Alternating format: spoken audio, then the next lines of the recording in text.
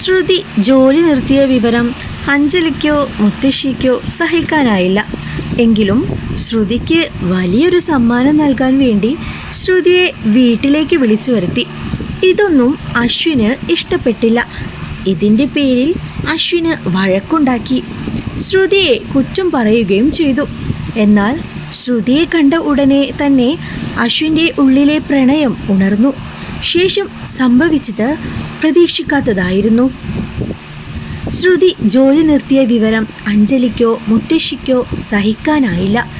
എങ്കിലും ശ്രുതിക്ക് വലിയൊരു സമ്മാനം നൽകാൻ വേണ്ടി ശ്രുതിയെ വീട്ടിലേക്ക് വിളിച്ചു വരുത്തി.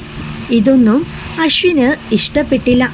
ഇതിൻ്റെ പേരിൽ അശ്വിന് വഴക്കുണ്ടാക്കി. ശ്രുതിയെ കുറ്റം പറയുകയും ചെയ്തു.